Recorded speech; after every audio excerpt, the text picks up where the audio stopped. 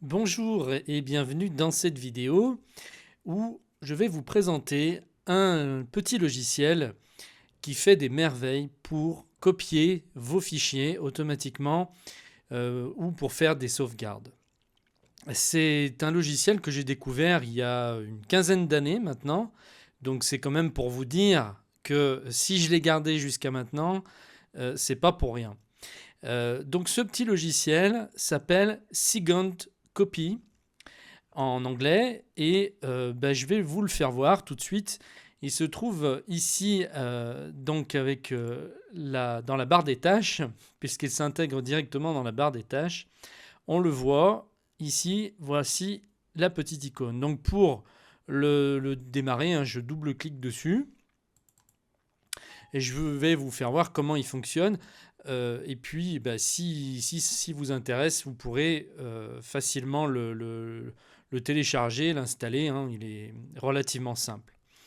Alors, voilà comment ça fonctionne.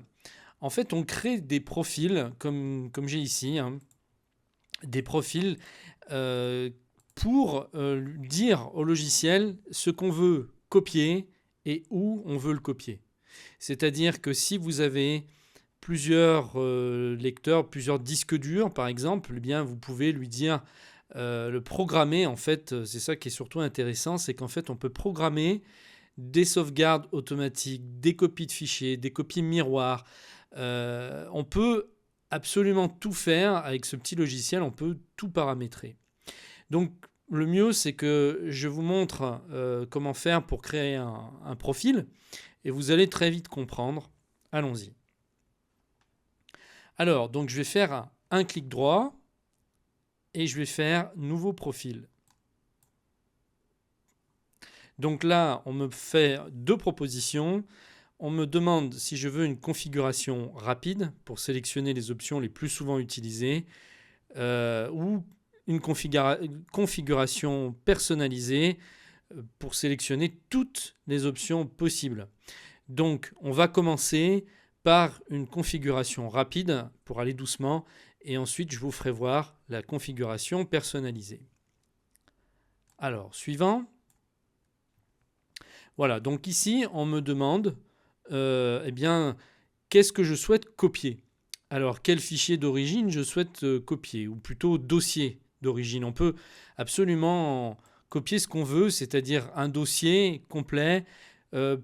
On peut aussi carrément demander à ce que ce soit un disque dur, un lecteur complet qui soit copié. Bon, donc ce qu'on va faire, on va sélectionner pour l'instant quelque chose de simple. Donc il faut que j'aille dans mes dossiers personnels. Par exemple, voilà, je peux vouloir lui dire de copier le dossier. Alors je vais prendre un dossier qui n'est pas trop rempli pour qu'on aille plus vite. Par exemple, le dossier Mind Maps. Alors je vais regarder. Voilà, donc le dossier Mind Maps que je viens de perdre. Alors, où se trouve-t-il? Le voilà.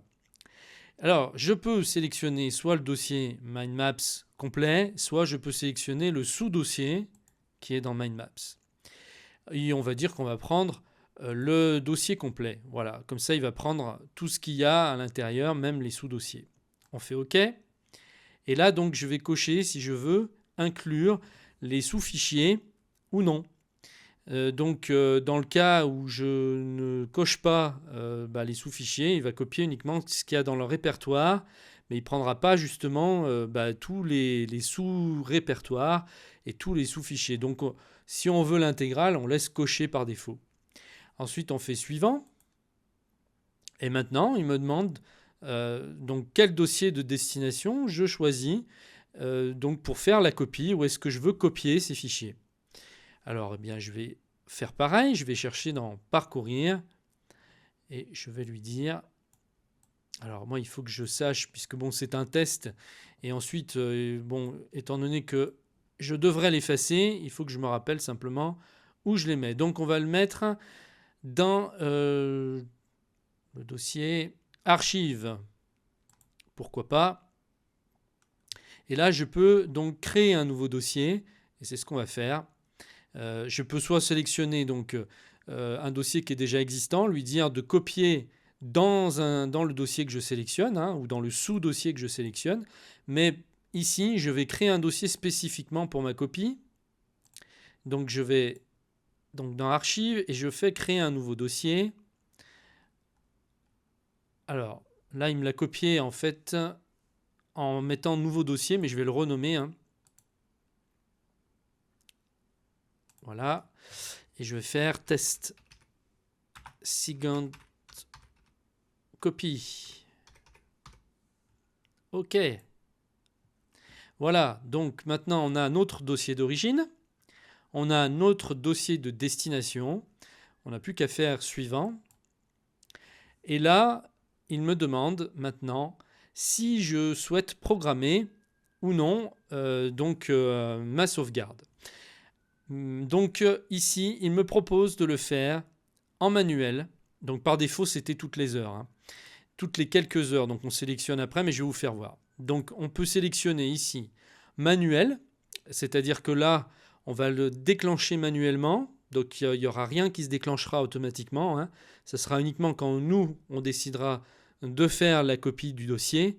Et on aura juste à double-cliquer sur le profil pour le lancer et pour lancer la copie. Et ensuite, c'est tout ce qui est automatique. Donc là, nous avons toutes les minutes. Alors toutes les quelques minutes, hein, c'est traduit de l'anglais, donc c'est pas forcément une traduction qui sont super bien faites, mais vous comprenez, toutes les quelques minutes, vous allez mettre le nombre de minutes que vous voulez. Toutes les quelques heures, même chose, vous allez prendre le nombre d'heures que vous voulez. Une fois par jour, vous pouvez, ou tous les quelques jours, donc tous les 1 jour, tous les 2 jours, ou tous les 3 jours, ce que vous voulez, toutes les semaines, donc tous les 7 jours, ou tous les 15 jours, tous les 30 jours, on peut faire absolument ce qu'on veut. Ou alors, carrément en temps réel, quand les fichiers changent. C'est-à-dire que là, ça fait carrément une copie miroir en temps réel de tout ce que vous faites. Donc, dès qu'un fichier va changer, il va le copier automatiquement. Alors, on va simplement peut-être le mettre en mode manuel pour commencer. Et puis, on va faire suivant. Alors, donc là, il me demande le nom du nouveau profil. Donc, test second copy, on va l'appeler. Et là, je fais terminer. Et voilà, le profil est apparu ici. Et si je veux maintenant déclencher la copie, eh bien, je n'ai qu'à double-cliquer pour la lancer. Alors, on va regarder ensemble. On va la faire. Je double-clique. Donc, voulez-vous copier le profil sélectionné maintenant? Je fais oui. Vous avez vu? C'est fait. Donc, c'était très rapide parce qu'en fait, le dossier ne contient pas beaucoup de fichiers. Je l'ai fait justement exprès. Et si maintenant, on va dans Archives et qu'on va dans Test Second Copy, eh bien, vous voyez qu'on a ici le contenu de notre dossier MindMap donc, qui a été cloné. Et vous avez vu à la vitesse où ça a été réalisé. Hein. Donc maintenant, je vais programmer, c'est-à-dire que je vais décider de faire cette sauvegarde un certain nombre de fois dans la journée ou dans la semaine. Donc je vais retourner sur mon... je fais un clic droit en fait, hein, là, pour aller retourner sur mon profil et pour le modifier. Donc on va dans Propriétés. Et là, je recommence du début. Je fais suivant, puisque tout est resté en mémoire, hein, bien sûr. Suivant. Et là, je vais lui dire, par exemple, que je veux le copier donc un certain nombre de jours dans la semaine. Donc, par exemple, je peux lui dire tous les jours. Et je peux lui dire aussi de ne pas le faire, par exemple, le dimanche. Je peux exclure en fait des jours dans la semaine en cochant ici le jour que je veux exclure. Je peux lui dire de copier au démarrage de l'ordinateur, à l'arrêt de l'ordinateur. Je peux lui dire l'heure exacte à laquelle je veux que la copie se fasse. Et je peux aussi lui dire de ne pas copier avant une certaine date. Donc là, vous voyez qu'il y a énormément de possibilités. C'est vraiment très très bien fait. Donc, je vais sélectionner donc, tous les jours, à part le dimanche, à partir de donc, tous les jours, à part le dimanche à 6h du matin. Et donc, je vais pas utiliser cette configuration puisque j'en aurai pas, on va dire qu'on n'en a pas besoin. Sinon, bien, il suffit de cocher et puis de sélectionner une date. Hein. Voilà, vous mettez par exemple pas avant le 22 octobre. On va le faire quand même, comme ça vous verrez. Et puis ensuite, on fait suivant. Et ensuite, on fait terminer. Voilà, donc là, vous avez votre dossier, maintenant votre profil qui est programmé. Vous n'avez plus à vous en occuper puisque l'ordinateur va automatiquement s'occuper de faire la sauvegarde, la copie tous les jours à 6h du matin, comme on l'a défini. Maintenant, on va regarder pour ce qui est d'un nouveau profil. Donc, je vais mettre un test 2, donc en configuration personnalisée cette fois, donc avec plus de personnalisation, plus de paramétrage. On va regarder ça ensemble tout de suite. Suivant, là ça commence exactement pareil. Donc je vais garder mon dossier Mind Maps, toujours le même. OK. Je vais toujours laisser inclure les sous-fichiers et les sous-dossiers. Suivant.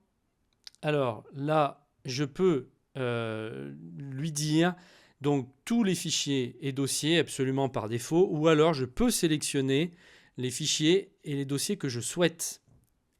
Vous voyez la différence par rapport à la configuration rapide. Donc là, spécification d'inclusion, donc fichier à prendre en compte lors de la copie. Donc je fais sélectionner et je lui dis que je ne veux, par exemple, eh bien, que le sous-dossier Pro Formation Kindle et que le fichier affiliation. Et tout le reste, je laisse. Donc je fais OK. Il y a pris en compte. Je peux aussi spécifier en exclusion. Donc ça revient au même, simplement, plutôt que de... ça dépend en fait si vous avez beaucoup de fichiers à inclure. Il vaut peut-être mieux procéder par exclusion. Par exemple, vous prenez tout à part un ou deux dossiers. Et si vous avez peu de dossiers à copier, vous faites l'inverse comme je viens de faire. C'est-à-dire vous sélectionnez les 1, 2 ou 3 dossiers que vous voulez prendre. Donc ça, c'est à vous de voir en fonction du nombre de dossiers que vous intégrez dans votre sauvegarde. Ensuite, on fait suivant.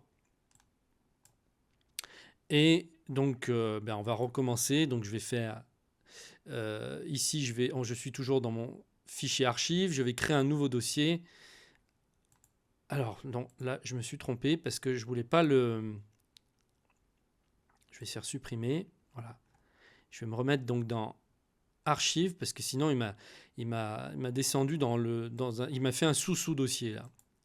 Et là, je fais test 2, second copy. OK. Voilà. Alors, il m'a gardé en nom nouveau dossier.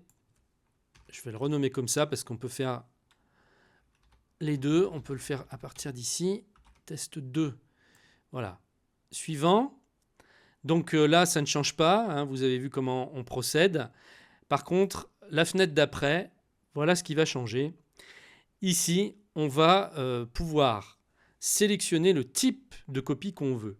Et là, on a toutes les possibilités. On peut sélectionner une copie simple, donc copier l'origine vers la destination. On peut faire une copie exacte, copier l'origine vers la destination et supprimer les fichiers qui ont été supprimés de la sauvegarde. Alors, vous faites la distinction entre copie simple, c'est-à-dire que si vous faites une copie simple, la fois d'après, si par exemple vous enlevez des fichiers, eh bien, il va laisser les anciens fichiers dans la sauvegarde. D'accord ? Si vous faites copie exacte, il va les enlever, c'est-à-dire qu'il fait une copie miroir en fait. Vous faites la distinction donc entre les fichiers qu'il va garder, même si vous les avez enlevés, donc il va les garder dans la sauvegarde. Par contre, si vous faites copie exacte, il va enlever aussi dans la sauvegarde les fichiers que vous aviez supprimés avant. Donc voilà, les deux vont être exactement pareils, les deux copies vont être exactes en copie miroir.